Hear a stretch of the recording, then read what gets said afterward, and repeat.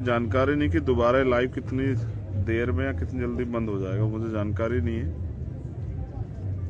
क्योंकि मुकाबला सरकार से, अपराधी से होता तो कोई बात नहीं, तो उनसे संघर्ष किया जा सकता था जब सरकार और प्रशासन अपना काम कर रही थी ईमानदारी से। लेकिन अभी तो सरकार और प्रशासन मिलके, पुलिस मिलके आरोपियों को बचाने का प्रयास कर रही है। और ये खतरनाक, ये इसलिए भी खतरनाक है कि अगर पुलिस और प्रशासन ये अन्याय करना लगेगा तो पीड़ित जाएंगे कहां? शोर को कम कराओ। तो मैं हूं अभी राजकीय सामुदायिक स्वास्थ्य केंद्र रूपनगढ़, जिला अजमेर, और मामला है छोटे भाई ओम प्रकाश रैगर की आत्महत्या का। ओम प्रकाश ने आत्महत्या क्यों की, उसके लिए उन्होंने एक बकायदा एक बड़ा सुसाइड नोट 3 पेज का छोड़ा। किन परिस्थितियों में की, ना उम्मीद करके की या खुशी से की, ये भी उन्होंने बताया। जिन लोगों के कारण की उनका भी नाम खोला। मैं भी पिछले 4 बजे से 8:30 बजे, 4.5 घंटे से मैं भी यहाँ हूँ और यहाँ के प्रशासन और सरकार का रवैया देख रहा हूँ। जब रात मैंने वो सुसाइड नोट पढ़ा तो मैंने तय किया कि सारे काम बाद में, पहले परिवार से मिलने चलेंगे और जो अंतिम इच्छा छोटे भाई ने जाहिर की है उसको पूरा करेंगे। मुझे उम्मीद थी कि इतनी बड़ी घटना पे सरकार पे कुछ असर पड़ा होगा तो सरकार ने ठोस कार्रवाई की होगी, लेकिन आपको जान के बड़ा ताज्जुब होगा कि कोई गिरफ्तारी अभी तक नहीं हुई। 25 तारीख को एफआईआर दर्ज हुई और अब तक कोई कार्रवाई नहीं, एक भी आरोपी गिरफ्तार नहीं हुआ। उसके विपरीत 25 तारीख को इनकी एफआईआर दर्ज होती है 3:30 बजे, 3:18 पे, और दूसरी तरफ जिन लोगों के खिलाफ एफआईआर दर्ज की, आरोपियों के खिलाफ, उन आरोपियों के पक्ष की तरफ से भी एक एफआईआर 5:30 पे दर्ज हो जाती। और यहाँ के एसएचओ जो हैं वो ये कहते हैं कि क्या तो इस मुकदमे को वापस ले लो वरना कार्रवाई के लिए तैयार हो। एक चोरी की एफआईआर, पीड़ित परिवार, उनके बेटे ओम प्रकाश, उनके पिता, उनके चाचा, 4 लोग खिलाफ करा दी जाती। मैं भी जब यहाँ आया, जब मैं एयरपोर्ट उतरा तभी से पुलिस सतर्क थी। 2 टोलों पे हमें रोका गया और इस बात के साथ भेजा गया कि हम जाके वहां कोई आंदोलन नहीं करेंगे। हर बार यहाँ की पुलिस हमें अक्लमंद बनाती है। जब भी मैं आता हूँ तभी गिरफ्तार करके जेल भेज देती। तो आज मैंने उनसे कहा ठीक है, कुछ नहीं करेंगे, चलते हैं, परिवार के पास जाएंगे, अंतिम फैसला तो परिवार का है। तो आज अब मैं परिवार के बीच में हूँ। मैंने जब यहाँ के देखा, उनको सुना, वो अकेले भाई थे, 3 बहनें हैं, 2 बहनें बड़ी हैं, एक छोटी है। वो माता पिता दोनों अपाहिज हैं, खेती करके अपना परिवार चलाते थे। ओम प्रकाश और उससे जो छोटे वाली बहन है, वो दोनों मुंबई में रह के नर्सिंग का कार्य करते थे और इस घर को चलाते थे। अभी उन्होंने कोशिश की है कि उनका मकान बन जाए, दरवाजा अभी नहीं लगा है। सबसे बड़ी बात जो समझनी चाहिए, ओम प्रकाश ने ये कदम उठाया क्यों, जबकि मैं इस कदम का समर्थन नहीं करता हूँ। कदम इसलिए उठाया क्योंकि हर बेटे के लिए उसका पिता हीरो होता। मैं तो अपने पिता के सपने को पूरा करने के लिए मैंने अपना कैरियर, और जो मैं पढ़ने के लिए अमेरिका जा रहा था, मैंने उसको चेंज किया।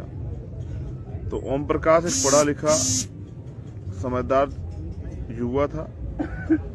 1 अक्टूबर को ही वो यहाँ आया मुंबई से काम करता हुआ, और जब उसने ये देखा कि उसके पिता के साथ मारपीट हुई सरेआम, उनको जलील किया गया, अपमानित किया गया, तो उसने कानून का, संविधान को मानने वाला, उसने अपने नोट में भी लिखा कि संविधान को पढ़ के मैंने न्याय की लड़ाई लड़ने का प्रयास किया। उसने सुसाइड नोट में भी बात लिखी थी।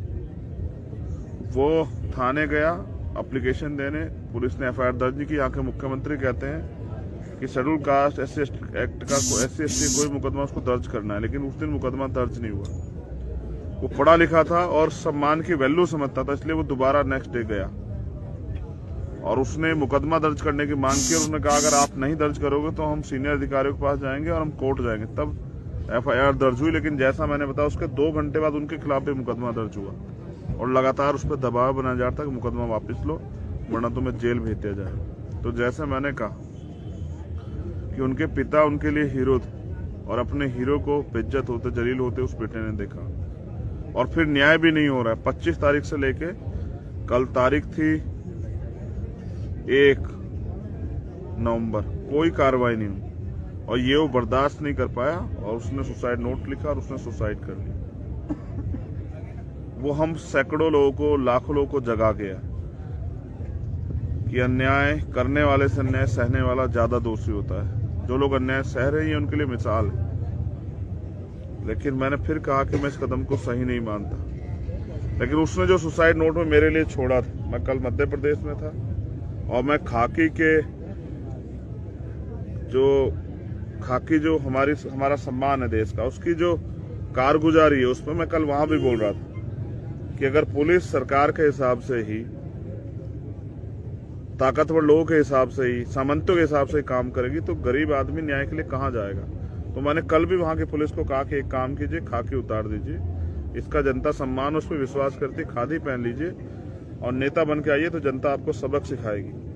और यहाँ भी हालात ऐसे ही, अगर SHO ने समय पे कार्रवाई की होती, SHO ताकतवर लोगों के से रुपए लेके शांत ना बैठा होता, इनके खिलाफ उल्टा कार्रवाई न करा होता तो शायद आज ओम प्रकाश हमारे बीच होता।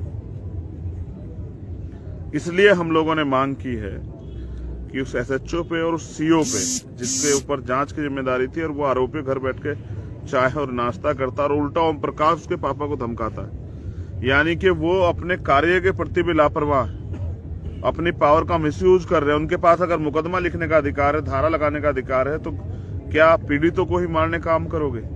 तो जिन्होंने अपनी पावर का मिसयूज किया उस SHO CO खिलाफ भी हमने लिख के दिया कि उनके खिलाफ FIR दर्ज हो। और वो सरपंच, वो पैसे वाला व्यक्ति जिसके ताकत के दम पे कानूनी कार्रवाई नहीं थी, उसके खिलाफ भी हमने मुकदमा दर्ज करा है।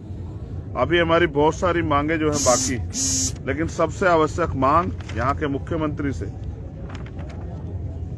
मैं तो ये समझता था वो पिछड़े वर्ग से आते हैं तो कम से कम दलितों की, आदिवासियों की, पिछड़ों के दर्द को समझते होंगे, लेकिन एक सिंगल शब्द भी नहीं कह पाए। एक नौजवान ने अपना जीवन खत्म कर लिया, उनकी सरकार में न्याय नहीं हुआ, उनकी पुलिस, उनके प्रशासन ने न्याय नहीं किया, एक सिंगल लाइन का ट्वीट नहीं कर पाए, वो एक बात नहीं कह पाए। वो यहीं थे कल, लेकिन उनको एहसास नहीं कि जिनकी वोटों पे बने हो उनके न्याय की लड़ाई को कौन लड़ेगा, उनको न्याय कैसे मिलेगा। आपके पुलिस और प्रशासन के लोग अगर तानाशाही करेंगे तो न्याय कैसे होगा। तो अभी तक वो SHO सस्पेंड नहीं हुआ। ये बात हमें तब पता लगी जब हमने उस मुकदमे को दर्ज कराने के लिए एप्लीकेशन दी, तो मुकदमा लिखेगा कौन, तो पता लगा थाना अध्यक्ष अभी वही हैं। जिस SHO ने उस समय कार्रवाई नहीं करी वो आज क्या न्याय देगा।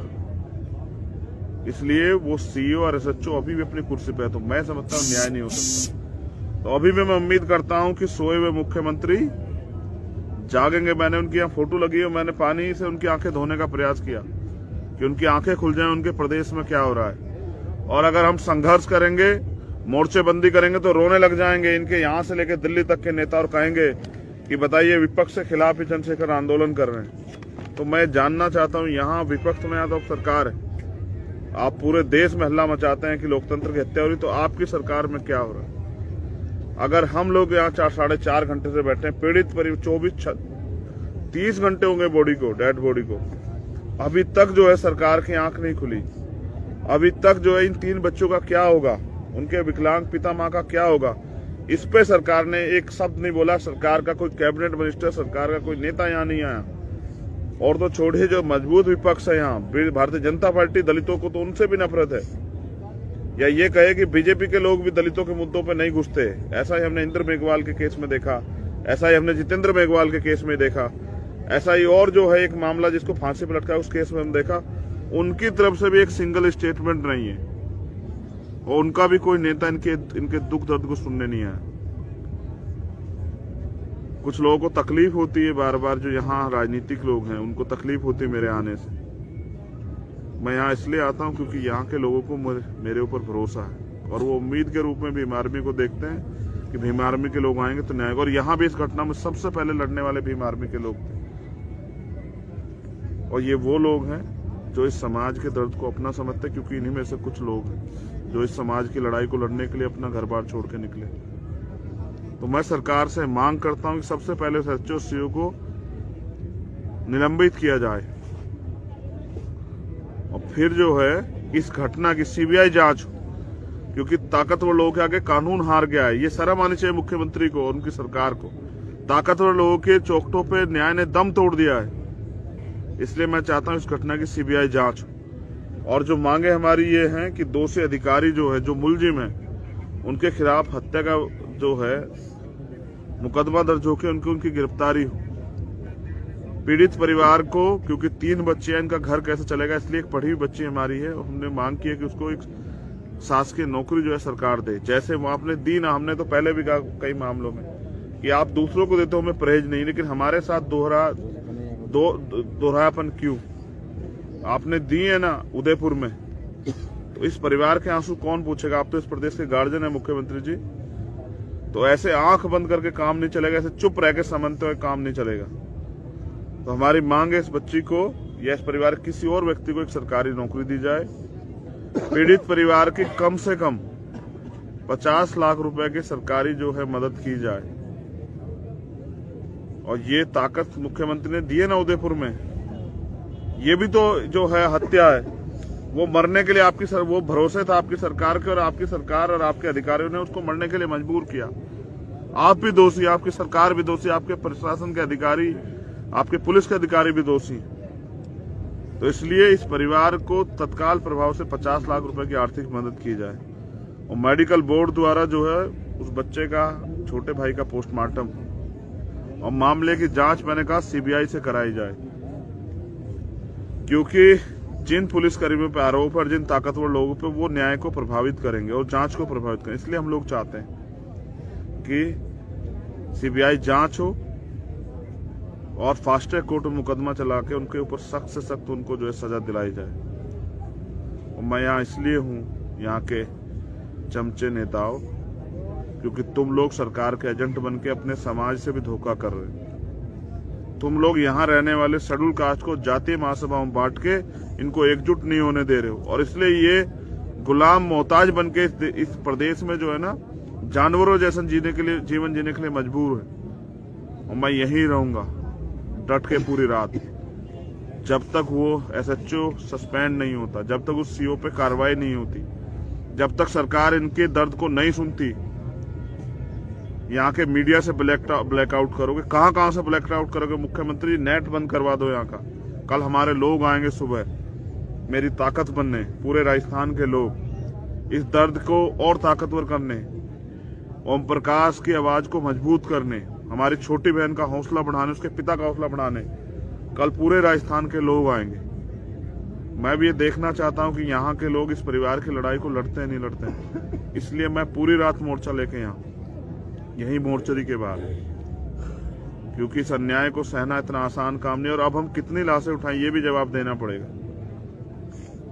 इंदर मेघवाल, जितेंद्र मेघवाल, ओम प्रकाश रैगर, कल कौन? चंद्रशेखर आजाद, सत्यवान, सतपाल चौधरी, धर्मेंद्र कौन?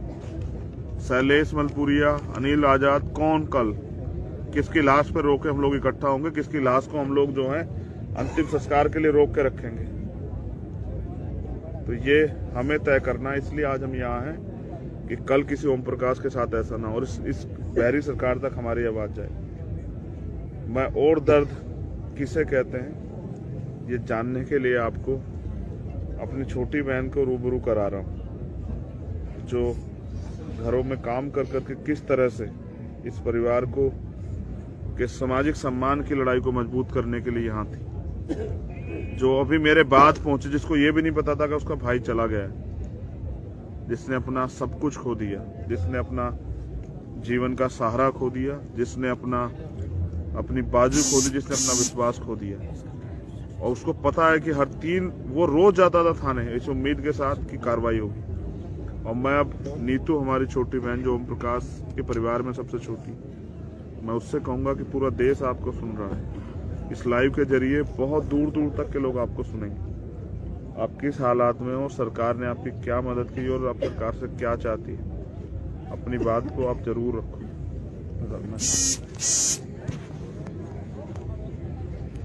घुमा दो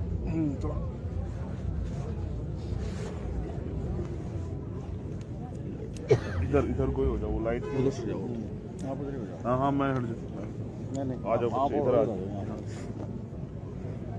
मैं सरकार इतनी आवाज में बोलना कि तुम्हारी आवाज जाए वहाँ। मैं करता हूँ, वो फिर सूरज को आएगा। मैं सरकार से सिर्फ अपने परिवार को और मेरे भाई को न्याय दिलाना चाहती हूँ। मेरे को न्याय चाहिए और कुछ नहीं। और उन सभी लोगों को फांसी दो जिसकी वजह से आज मेरा भाई मेरे से दूर हो गया, मेरे परिवार से दूर हो गया है। कौन जिम्मेदारी लेगा मेरे माँ बाप की और मैं हमारी। इसलिए मैं आप सबसे निवेदन करती हूँ कि मेरे परिवार को न्याय दिलाओ। तुम चाहती हो कि ओम प्रकाश को न्याय मिले? हाँ मैं बिल्कुल चाहती हूँ, और जब तक न्याय नहीं मिलेगा मैं पीछे नहीं हटूंगी। ये जो लड़ाई चाहे है, मेरे को खुद को क्यों ना मरना पड़े, लेकिन मैं मेरे भाई को न्याय दिलाए मैं पीछे नहीं हटूंगी। ओम प्रकाश से तुम्हारी बात हुई? कल परसों रात को हुई थी। उसने बोला था कि इधर कोई कार्रवाई नहीं कर रहे नीतू, तो मैं हाई कोर्ट जाऊंगा। उसके बाद मेरी बात नहीं। मैंने कहा ठीक है, हाई कोर्ट चले जाना तुम और अंकल। कैसा एहसास है जब तुमने भाई खो दिया? मेरा तो क्या बताऊं अभी। एक वही था हमारे परिवार में, वही हमें छोड़ के चला गया, तो अभी क्या हमारी जिंदगी है। मैं ये समझता हूँ कि इस सरकार से न्याय की उम्मीद कम है, इसलिए मैं समझता हूँ मैं पहली बार ऐसा कदम उठाऊंगा। मैंने आज तक कभी किसी के लिए मदद की मांग नहीं की। पहले भी सरकार से प्रयास करेंगे कि वो हम इन परिवार की मदद नहीं करेगी, तो मैं पहली बार इनकी मदद के लिए आपसे अपील करूंगा कि ये 3 बहनें, इनके पिताजी, इनकी माँ, और वो कह रही है कि उनका भाई चला गया, लेकिन हम सब लोग भाई उनके साथ हैं। मैं मांग करूंगा पहली बार कि समाज के लोग इनकी बढ़ चढ़ के मदद करें, क्योंकि ये लड़ाई आसान नहीं है। उनको जब तक 4 दिन में लोग चले जाएंगे, 10 दिन में इनके रिश्तेदार भी इनका साथ छोड़ देंगे, कोई नहीं आएगा। मैं तो इस हालात को जानता हूँ। जब मैं कल मध्य प्रदेश था तब भी मैं ये सोच रहा था, दमोह में वो परिवार के लोग भी चीख चिल्ला रहे थे। सरकारें सुनती नहीं है, चाहे भाजपा या कांग्रेस, सत्ता के चरित्र बिल्कुल एक जैसे। जिनकी सरकार होती है वो घटनाक्रम को छिपाने के लिए बहुत प्रयास करते हैं, और तमाम तरह के प्रयास अब भी जारी रहें किस तरह परिवार टूट जाए। इसको टूटने नहीं देना है।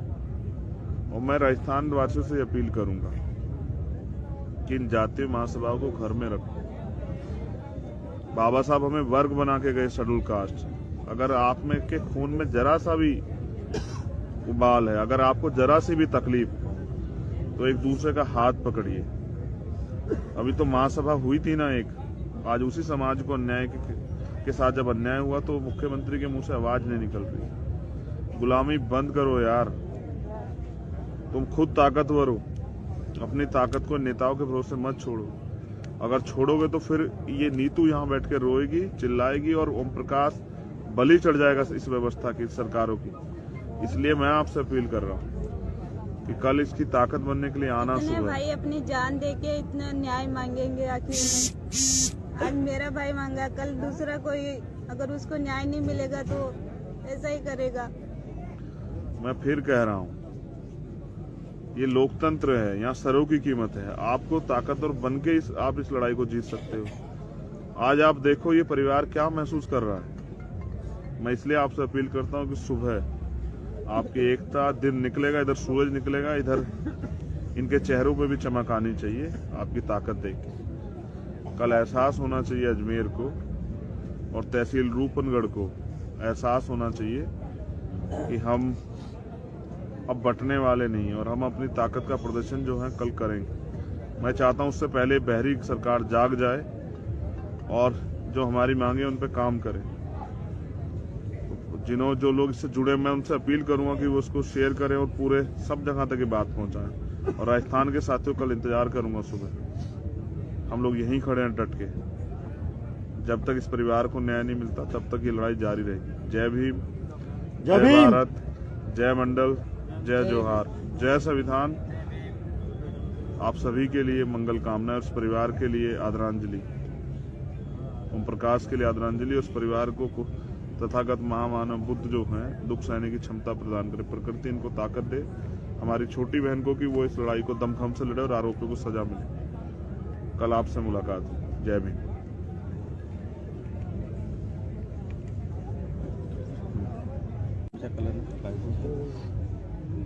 जय भीम। अब मुझे जानकारी नहीं कि दोबारा लाइव कितनी देर में या कितनी जल्दी बंद हो जाएगा, मुझे जानकारी नहीं है, क्योंकि मुकाबला सरकार से, अपराधी से होता तो कोई बात नहीं, तो उनसे संघर्ष किया जा सकता था जब सरकार और प्रशासन अपना काम कर रही थी ईमानदारी से। लेकिन अभी तो सरकार और प्रशासन मिलके और पुलिस मिलके आरोपियों को बचाने का प्रयास कर रही है। और ये खतरनाक, ये इसलिए भी खतरनाक है कि अगर पुलिस और प्रशासन अन्याय करने लगेगा तो पीड़ित जाएंगे कहां? शोर को कम कराओ। तो मैं हूं अभी राजकीय सामुदायिक स्वास्थ्य केंद्र रूपनगढ़, जिला अजमेर, और मामला है छोटे भाई ओम प्रकाश रैगर की आत्महत्या का। ओम प्रकाश ने आत्महत्या क्यों की, उसके लिए उन्होंने एक बकायदा एक बड़ा सुसाइड नोट 3 पेज का छोड़ा। किन परिस्थितियों में की, ना उम्मीद करके की या खुशी से की, ये भी उन्होंने बताया। जिन लोगों के कारण की उनका भी नाम खोला। मैं भी पिछले 4 बजे से 8:30 बजे, 4.5 घंटे से मैं भी यहाँ हूँ और यहाँ के प्रशासन और सरकार का रवैया देख रहा हूँ। जब रात मैंने वो सुसाइड नोट पढ़ा तो मैंने तय किया कि सारे काम बाद में, पहले परिवार से मिलने चलेंगे और जो अंतिम इच्छा छोटे भाई ने जाहिर की है उसको पूरा करेंगे। मुझे उम्मीद थी कि इतनी बड़ी घटना पे सरकार पे कुछ असर पड़ा होगा तो सरकार ने ठोस कार्रवाई की होगी, लेकिन आपको जान के बड़ा ताज्जुब होगा कि कोई गिरफ्तारी अभी तक नहीं हुई। 25 तारीख को एफआईआर दर्ज हुई और अब तक कोई कार्रवाई नहीं, एक भी आरोपी गिरफ्तार नहीं हुआ। उसके विपरीत 25 तारीख को इनकी एफआईआर दर्ज होती है 3:30 बजे, 3:18 पे, और दूसरी तरफ जिन लोगों के खिलाफ एफआईआर दर्ज की, आरोपियों के खिलाफ, उन आरोपियों के पक्ष की तरफ से भी एक एफआईआर 5:30 पे दर्ज हो जाती। और यहाँ के एसएचओ जो हैं वो ये कहते हैं कि क्या तो इस मुकदमे को वापस ले लो वरना कार्रवाई के लिए तैयार हो। एक चोरी की एफआईआर, पीड़ित परिवार, उनके बेटे ओम प्रकाश, उनके पिता, उनके चाचा, 4 लोग खिलाफ करा दी जाती। मैं भी जब यहाँ आया, जब मैं एयरपोर्ट उतरा तभी से पुलिस सतर्क थी। 2 टोलों पे हमें रोका गया और इस बात के साथ भेजा गया कि हम जाके वहां कोई आंदोलन नहीं करेंगे। हर बार यहाँ की पुलिस हमें अकलमंद बनाती है। जब भी मैं आता हूँ तभी गिरफ्तार करके जेल भेज देती। तो आज मैंने उनसे कहा ठीक है, कुछ नहीं करेंगे, चलते हैं, परिवार के पास जाएंगे, अंतिम फैसला तो परिवार का है। तो आज अब मैं परिवार के बीच में हूँ। मैंने जब यहाँ के देखा, उनको सुना, वो अकेले भाई थे, 3 बहनें हैं, 2 बहनें बड़ी हैं, एक छोटी है। वो माता पिता दोनों अपाहिज हैं, खेती करके अपना परिवार चलाते थे। ओम प्रकाश और उससे जो छोटे वाली बहन है वो दोनों मुंबई में रह के नर्सिंग का कार्य करते थे और इस घर को चलाते थे। अभी उन्होंने कोशिश की है कि उनका मकान बन जाए, दरवाजा अभी नहीं लगा है। सबसे बड़ी बात जो समझनी चाहिए, ओम प्रकाश ने ये कदम उठाया क्यों, जबकि मैं इस कदम का समर्थन नहीं करता हूँ। कदम इसलिए उठाया क्योंकि हर बेटे के लिए उसका पिता हीरो होता। मैं तो अपने पिता के सपने को पूरा करने के लिए मैंने अपना कैरियर और जो मैं पढ़ने के लिए अमेरिका जा रहा था मैंने उसको चेंज किया। तो ओम प्रकाश एक पढ़ा लिखा समझदार युवा था 1 अक्टूबर को ही वो यहाँ आया मुंबई से काम करता हुआ, और जब उसने ये देखा कि उसके पिता के साथ मारपीट हुई सरेआम, उनको जलील किया गया, अपमानित किया गया, तो उसने कानून का, संविधान को मानने वाला, उसने अपने नोट में भी लिखा कि संविधान को पढ़ के मैंने न्याय की लड़ाई लड़ने का प्रयास किया। उसने सुसाइड नोट में भी बात लिखी थी। वो थाने गया एप्लीकेशन देने, पुलिस ने एफआईआर दर्ज नहीं की। यहाँ के मुख्यमंत्री कहते हैं कि शेड्यूल कास्ट SC एक्ट का SC/ST कोई मुकदमा उसको दर्ज करना है, लेकिन उस दिन मुकदमा दर्ज नहीं हुआ। वो पढ़ा लिखा था और सम्मान की वैल्यू समझता था, इसलिए वो दोबारा नेक्स्ट डे गया और उसने मुकदमा दर्ज करने की मांग की। और उसने कहा अगर आप नहीं दर्ज करोगे तो हम सीनियर अधिकारियों के पास जाएंगे और हम कोर्ट जाएंगे। तब एफआईआर दर्ज हुई, लेकिन जैसा मैंने बताया उसके 2 घंटे बाद उनके खिलाफ भी मुकदमा दर्ज हुआ और लगातार उस पर दबाव बनाया जा रहा था कि मुकदमा वापस लो वरना तुम्हें जेल भेज दिया जाएगा। तो जैसे मैंने कहा कि उनके पिता उनके लिए हीरो थे और अपने हीरो को बेइज्जत होते, जलील होते उस बेटे ने देखा, और फिर न्याय भी नहीं हो रहा है। 25 तारीख से लेके कल तारीख थी 1 नवंबर, कोई कार्रवाई नहीं हुई और ये वो बर्दाश्त नहीं कर पाया और उसने सुसाइड नोट लिखा और उसने सुसाइड कर लिया।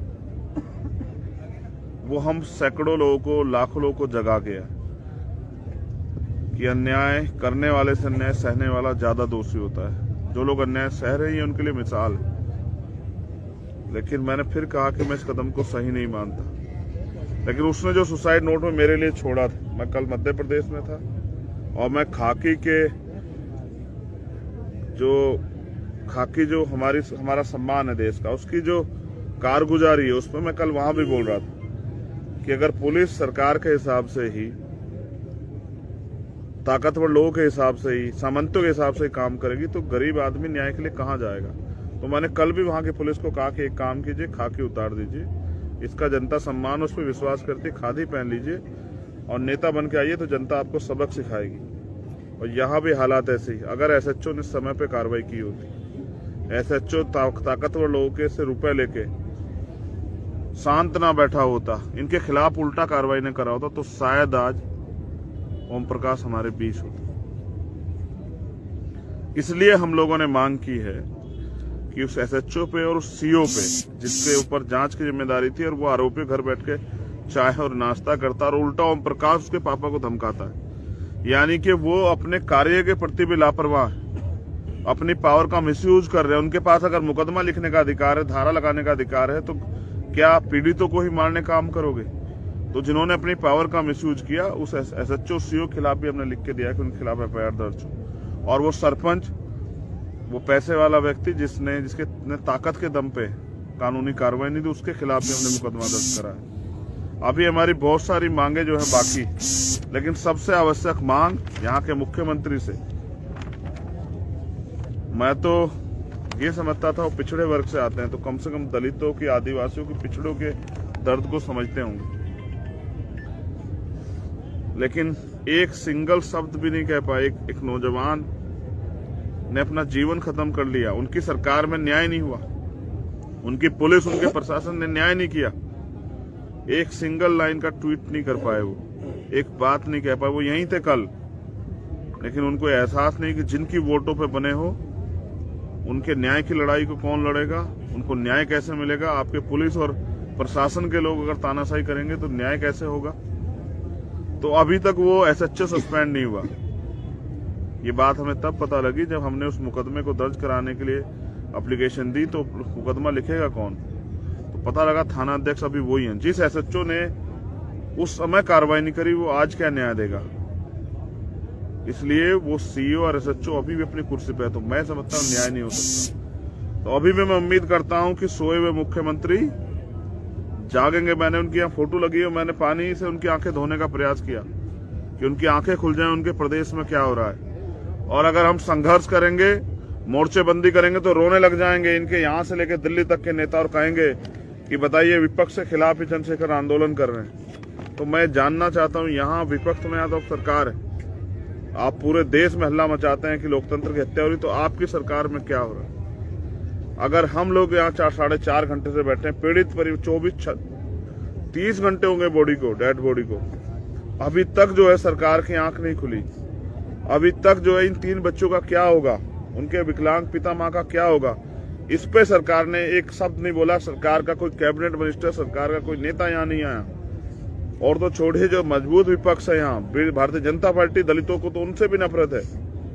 या ये कहे कि बीजेपी के लोग भी दलितों के मुद्दों पे नहीं घुसते। ऐसा ही हमने इंद्र मेघवाल के केस में देखा, ऐसा ही हमने जितेंद्र मेघवाल के केस में देखा, ऐसा ही और जो है एक मामला जिसको फांसी पर लटका उस केस में हम देखा। उनकी तरफ से भी एक सिंगल स्टेटमेंट नहीं है और उनका भी कोई नेता इनके दुख दर्द को सुनने नहीं आया।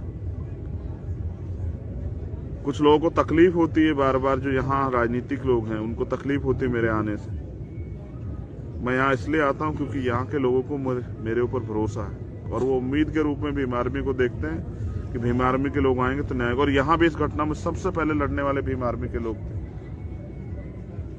और ये वो लोग हैं जो इस समाज के दर्द को अपना समझते हैं, क्योंकि इन्हीं में से कुछ लोग हैं जो इस समाज की लड़ाई को लड़ने के लिए अपना घर बार छोड़ के निकले।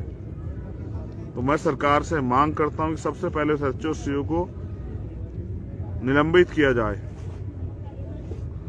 और फिर जो है इस घटना की सीबीआई जांच हो, क्योंकि ताकतवर लोगों के आगे कानून हार गया है। ये शर्म आनी चाहिए मुख्यमंत्री को और उनकी सरकार को।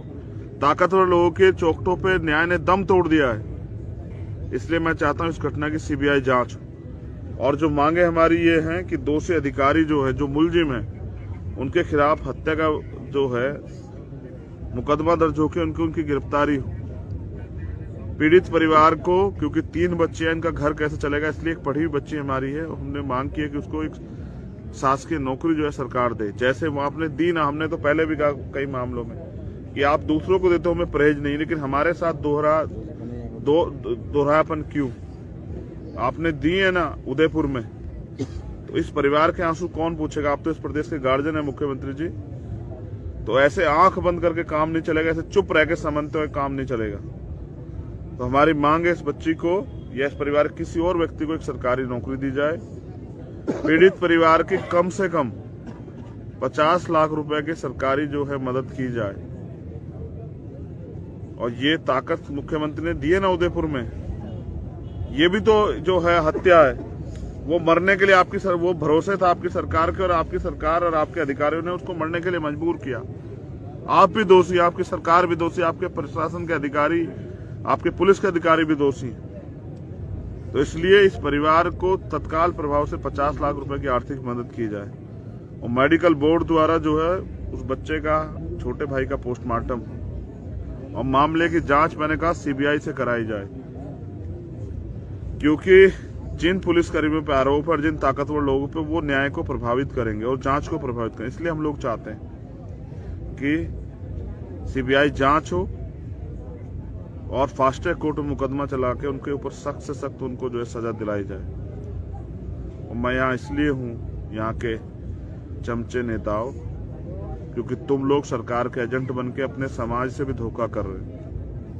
तुम लोग यहाँ रहने वाले शेड्यूल कास्ट को जातीय महासभाओं में बांट के इनको एकजुट नहीं होने दे रहे हो, और इसलिए ये गुलाम मोहताज बन के इस प्रदेश में जो है ना जानवरों जैसा जीवन जीने के लिए मजबूर है। और मैं यहीं रहूंगा डट के पूरी रात, जब तक वो एसएचओ सस्पेंड नहीं होता, जब तक उस सीओ पे कार्रवाई नहीं होती, जब तक सरकार इनके दर्द को नहीं सुनती। यहाँ के मीडिया से ब्लैकआउट करोगे, कहाँ से ब्लैकआउट करोगे? मुख्यमंत्री नेट बंद करवा दो यहाँ का। कल हमारे लोग आएंगे सुबह मेरी ताकत बनने, पूरे राजस्थान के लोग इस दर्द को और ताकतवर करने, ओम प्रकाश की आवाज को मजबूत करने, हमारी छोटी बहन का हौसला बढ़ाने, उसके पिता का हौसला बढ़ाने कल पूरे राजस्थान के लोग आएंगे। मैं भी ये देखना चाहता हूँ कि यहाँ के लोग इस परिवार की लड़ाई को लड़ते हैं नहीं लड़ते हैं। इसलिए मैं पूरी रात मोर्चा लेके यहाँ यही मोर्चरी के बाद, क्योंकि इस अन्याय को सहना इतना आसान काम नहीं। और अब हम कितनी लाशें उठाएं ये भी जवाब देना पड़ेगा। इंदर मेघवाल, जितेंद्र मेघवाल, ओम प्रकाश रैगर, कल कौन? चंद्रशेखर आजाद, सत्यवान, सतपाल चौधरी, धर्मेंद्र कौन? शैलेश मलपुरिया, अनिल आजाद कौन? कल किसकी लाश पर रोक के हम लोग इकट्ठा होंगे? किसकी लाश को हम लोग जो है अंतिम संस्कार के लिए रोक के रखेंगे? तो ये हमें तय करना है। इसलिए आज हम यहाँ हैं कि कल किसी ओम प्रकाश के साथ ऐसा ना हो और इस बहरी सरकार तक हमारी आवाज जाए। मैं और दर्द किसे कहते हैं ये जानने के लिए आपको अपनी छोटी बहन को रूबरू करा रहा हूँ, जो घरों में काम कर करके किस तरह से इस परिवार को के सामाजिक सम्मान की लड़ाई को मजबूत करने के लिए यहाँ थी, जो अभी मेरे बाद पहुंचे, जिसको ये भी नहीं पता था कि उसका भाई चला गया है, जिसने अपना सब कुछ खो दिया, जिसने अपना जीवन का सहारा खो दिया, जिसने अपनी बाजू खो दी, जिसने अपना विश्वास खो दिया। और उसको पता है कि हर 3 वो रोज जाता था थाने इस उम्मीद के साथ कि कार्रवाई होगी।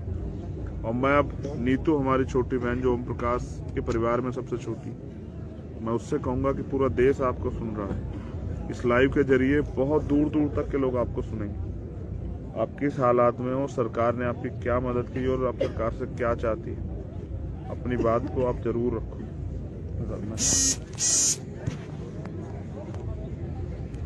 घुमा दो,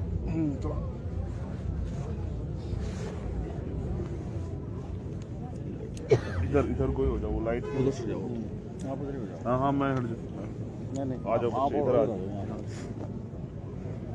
मैं इतनी सरकार इतनी से आवाज में बोलना कि तुम्हारी आवाज जाए वहाँ। मैं करता हूँ, वो फिर उस सूरत बस। को आएगा। मैं सरकार से सिर्फ अपने परिवार को और मेरे भाई को न्याय दिलाना चाहती हूँ। मेरे को न्याय चाहिए और कुछ नहीं। और उन सभी लोगों को फांसी दो जिसकी वजह से आज मेरा भाई मेरे से दूर हो गया, मेरे परिवार से दूर हो गया है। कौन जिम्मेदारी लेगा मेरे माँ बाप की और मैं हमारी। इसलिए मैं आप सबसे निवेदन करती हूँ कि मेरे परिवार को न्याय दिलाओ। तुम चाहती हो कि ओम प्रकाश को न्याय मिले? हाँ, मैं बिल्कुल चाहती हूँ। और जब तक न्याय नहीं मिलेगा मैं पीछे नहीं हटूंगी। ये जो लड़ाई चाहे है, मेरे को खुद को क्यों ना मरना पड़े, लेकिन मैं मेरे भाई को न्याय दिलाए मैं पीछे नहीं हटूंगी। ओम प्रकाश से तुम्हारी बात हुई? कल परसों रात को हुई थी। उसने बोला था कि इधर कोई कार्रवाई नहीं कर रहे नीतू, तो मैं हाई कोर्ट जाऊंगा। उसके बाद मेरी बात नहीं। मैंने कहा ठीक है, हाई कोर्ट चले जाना तुम और अंकल। कैसा एहसास है जब तुमने भाई खो दिया? मेरा तो क्या बताऊं अभी। एक वही था हमारे परिवार में, वही हमें छोड़ के चला गया, तो अभी क्या हमारी जिंदगी है। मैं ये समझता हूँ कि इस सरकार से न्याय की उम्मीद कम है, इसलिए मैं समझता हूँ मैं पहली बार ऐसा कदम उठाऊंगा। मैंने आज तक कभी किसी के लिए मदद की मांग नहीं की। पहले भी सरकार से प्रयास करेंगे कि वो हम इन परिवार की मदद नहीं करेगी, तो मैं पहली बार इनकी मदद के लिए आपसे अपील करूंगा कि ये 3 महीने इनके पिताजी, इनकी माँ, और वो कह रही है कि उनका भाई चला गया, लेकिन हम सब लोग भाई उनके साथ हैं। मैं मांग करूंगा पहली बार कि समाज के लोग इनकी बढ़ चढ़ के मदद करें, क्योंकि ये लड़ाई आसान नहीं है। उनको जब तक 4 दिन में लोग चले जाएंगे, 10 दिन में इनके रिश्तेदार भी इनका साथ छोड़ देंगे, कोई नहीं आएगा। मैं तो इस हालात को जानता हूँ। जब मैं कल मध्य प्रदेश था तब भी मैं ये सोच रहा था, दमोह में वो परिवार के लोग भी चीख चिल्ला रहे थे। सरकारें सुनती नहीं है, चाहे भाजपा या कांग्रेस। सत्ता के चरित्र बिल्कुल एक जैसे। जिनकी सरकार होती है वो घटनाक्रम को छिपाने के लिए बहुत प्रयास करते हैं, और तमाम तरह के प्रयास अब भी जारी रहें किस तरह परिवार टूट जाए। इसको टूटने नहीं देना है। और मैं राजस्थान वासियों से अपील करूंगा कि इन जातीय महासभाओं को घर में रखो। बाबा साहब हमें वर्ग बना के गए, शेड्यूल कास्ट।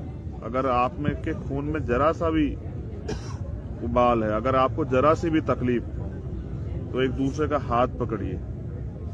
अभी तो महासभा हुई थी ना एक, आज उसी समाज को अन्याय के साथ जब अन्याय हुआ तो मुख्यमंत्री के मुंह से आवाज नहीं निकल रही। गुलामी बंद करो यार, तुम खुद ताकतवर हो।